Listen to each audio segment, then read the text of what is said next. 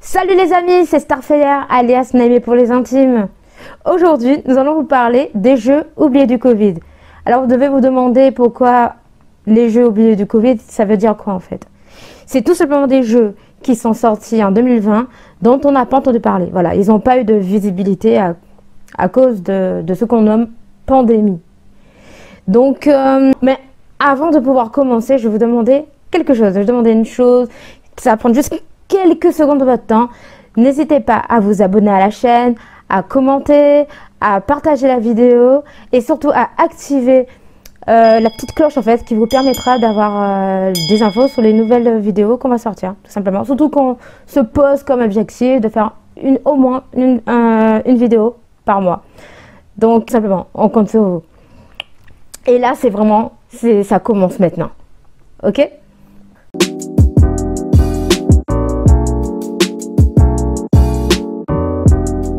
Alors le premier jeu dont nous allons parler, c'est de Adam's Venture.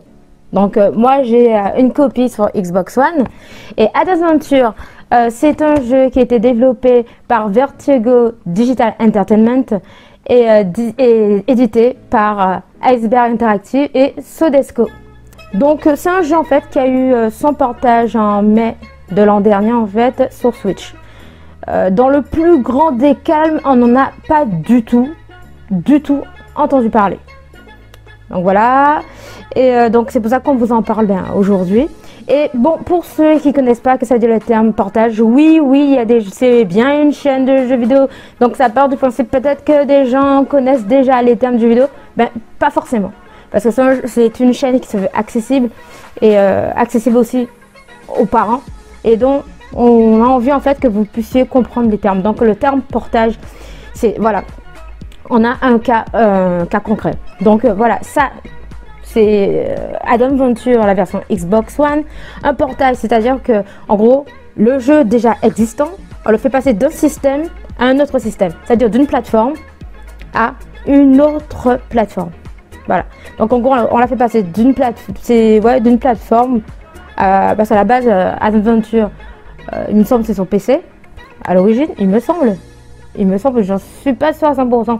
Mais quel portage? Il a eu droit à son portage par exemple sur Xbox One, c'est-à-dire que c'est passé d'un système à un autre système, Xbox One, et là ça sera un portage sur Switch, tout simplement. Donc c'est le même jeu, mais sur une autre plateforme, une autre console, voilà. Donc voilà, avant d'aller plus loin, je vais brièvement vous expliquer, sans vous spoil, l'histoire du jeu. Puis après, on va regarder ensemble un trailer.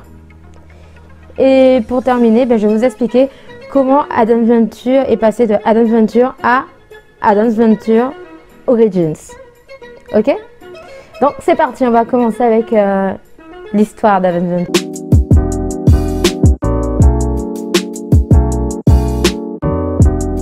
Donc on va commencer avec vous raconter, enfin je vais commencer à vous raconter sans vous spoil, ne vous inquiétez pas, je vais pas vous spoil. Je vais brièvement vous expliquer l'histoire, de façon que vous pouvez retrouver dans le synopsis officiel du jeu, donc ne vous inquiétez pas.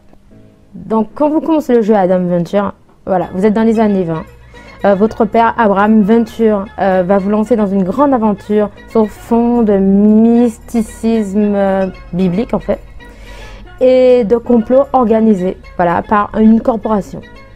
Adams et son acolyte Evelyn en fait vont devoir explorer en fait des ruines, des monuments, récupérer des artefacts, résoudre en fait des énigmes, voilà, pour connaître des secrets du jardin des dames perdues. Et il se passe encore plein d'autres secrets, bien d'autres choses en fait à découvrir. Et pour résumer, Adam's Venture, c'est un genre de Nathan Drake et de Tomb Raider, mais sous fond, on va dire, d'histoire un peu du christique, on va dire, avec le côté lié à le jardin d'Éden.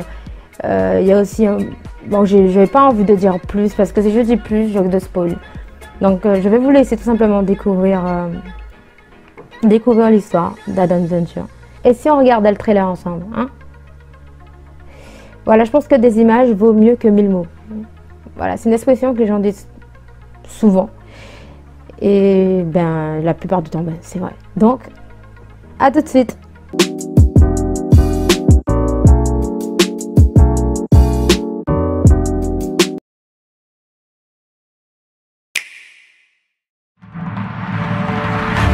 Look at this place. We found a strange scroll containing ancient writing and typical Templar symbolism. It's amazing.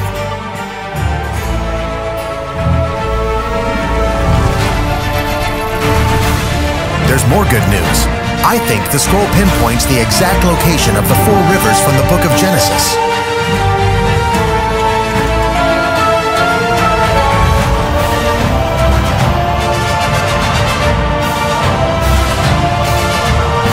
Look at the size of this place.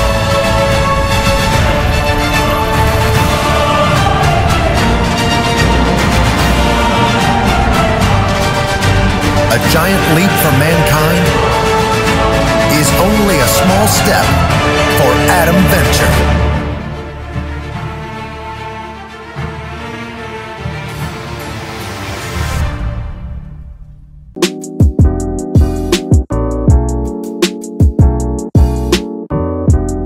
Maintenant, je vais vous expliquer comment on est passé d'Adam Venture à Adam Venture Origins.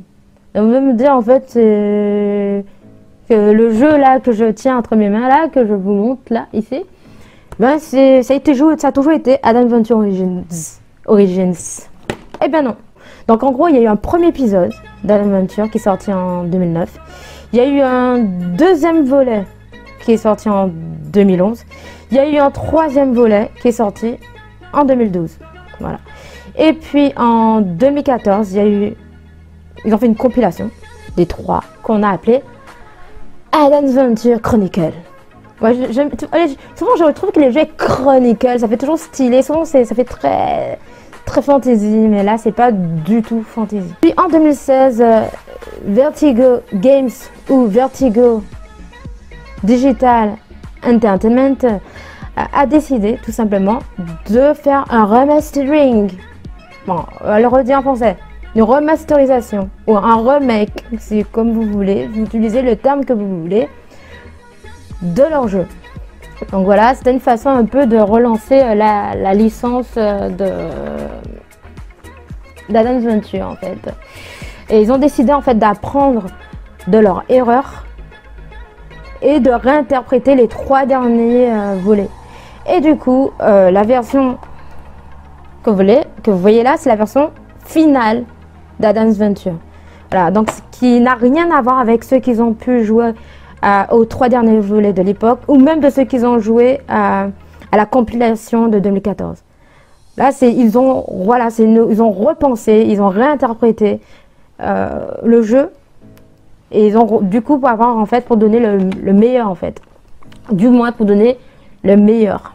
Je vous invite en tout cas de pouvoir y jouer, d'autant plus que grâce au portage, vous pouvez y accéder. Vous pouvez vous aussi tester ce jeu. Je pense que vous allez aimer. Vous allez aimer en fait si vous aimez tout ce qui est les jeux d'aventure, les puzzle games, voilà, les jeux d'énigmes, les jeux de découverte. Si vous aimez l'histoire, vous allez aimer. Vous aimez les choses un peu thriller avec des complots, des trucs de ce style et tout. Vous allez sans doute aimer. Après, si vous n'aimez pas, ce qui est possible, hein, si vous n'aimez pas, dans ce cas-là, n'hésitez pas à revenir en commentaire sur cette vidéo et à me le dire si vous n'avez pas aimé. Et si vous connaissez déjà ce jeu et que vous l'avez déjà testé, n'hésitez pas à nous donner votre avis sur ce jeu. Voilà. Et c'est tout, ça sera tout pour Adam's Venture Origins. Là, on va passer au second jeu.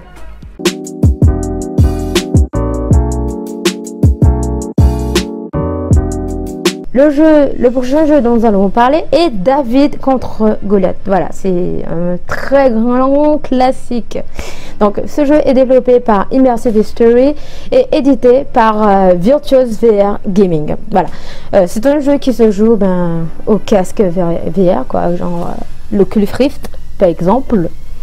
Et Et en fait, dans ce jeu, en fait, le joueur va incarner le jeune berger David. Donc, du coup, ça serait une vision à la première personne. C'est-à-dire, quand vous allez jouer, vous allez mettre votre casque, vous allez voir que voilà, que vous incarnez David, et vous allez être en immersion. Voilà. Et voilà, et c'est un jeu en fait qui est basé en fait sur l'histoire biblique du jeune David. Donc, je pas spoiler plus, voilà, pour même si ça m'étonnerait que des gens qu'il y ait quelque chose à spoiler quand même, parce que c'est quand même une histoire assez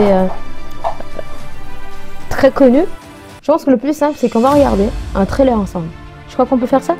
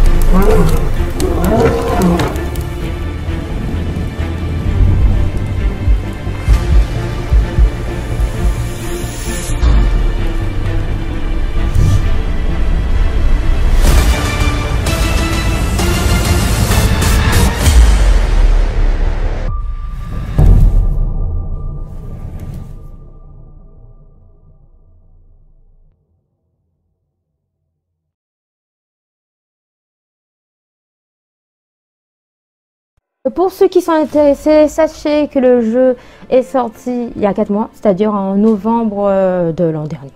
Voilà, parce que sinon, ça ne sera pas dans la liste des jeux oubliés du Covid de 2020. Donc voilà, donc il est sorti l'an dernier, sauf qu'on n'en a pas entendu parler, zéro visibilité. Donc voilà, si vous avez entendu parler, si vous connaissez ce jeu, n'hésitez pas à le dire en commentaire, nous raconter comment vous avez eu l'info. Et puis si c'est nous qui vous donnons l'info, ben, n'hésitez pas à le dire aussi en commentaire. Donc voilà, donc n'hésitez pas à nous dire si on a une quelconque utilité pour vous.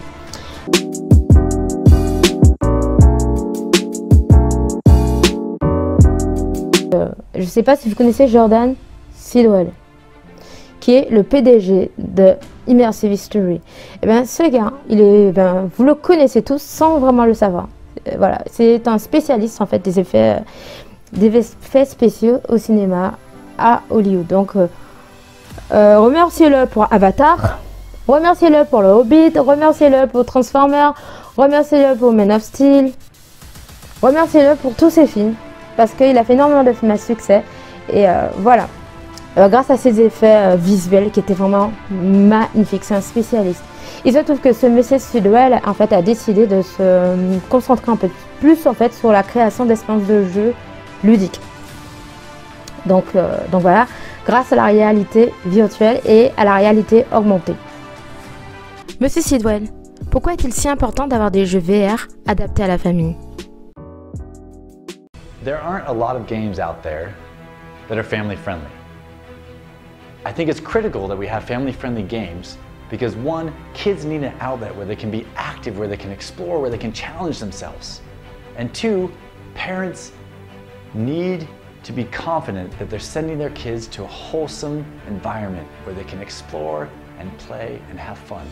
DBG is free of violence, of gore, and all those things that we probably don't want our kids playing with. Honnêtement, moi je trouve que c'est un pari très risqué parce que de vous à moi, je pense que on n'a pas tous un casque d'Oculus Rift chez nous. Voilà, les gamers de casque VR, c'est des joueurs de niche quoi. C'est pas très démocratisé quoi.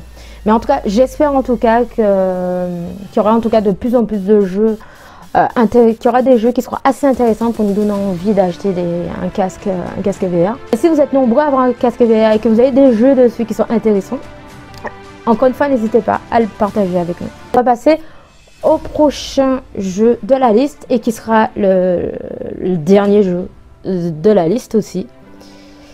Et c'est tout de suite.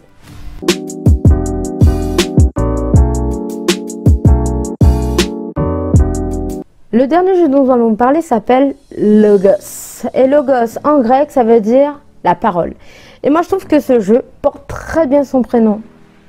Pour la simple raison que c'est le fruit de nombreuses recherches bibliques et archéologiques. Donc ce jeu a été édité par tecomprendo.org, qui est mexicain, et financé par Kickstarter, qui est une plateforme de financement participatif, donc financé par vous. Après, pas vous, toi là, qui est derrière cet écran, mais plutôt un joueur sans doute d'Amérique latine et des États-Unis. Et je pense que c'est le moment où je vais vous dire, et si on regardait le trailer? Eh bien oui, c'est le moment où on va regarder le trailer ensemble.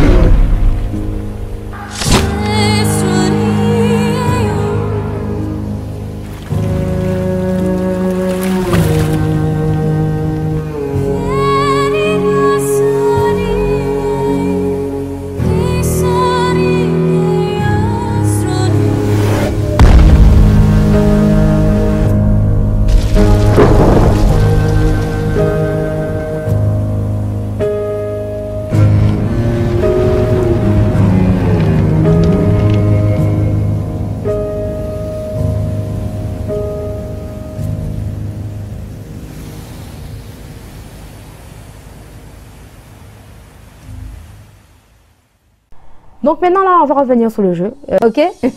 Donc le jeu en fait des informations que j'ai pu prendre, c'est un open world, voilà. Et c'est aussi en termes de par rapport à l'histoire, ils se sont inspirés de la Genèse et de l'Exode, voilà. Par contre ils n'ont pas voulu éliminer en fait la violence qu'il y a dans le jeu. C'est un parti pris. Dans la Bible, en fait, il y a de la violence dans la Bible. Ça fait partie de la réalité de la Bible.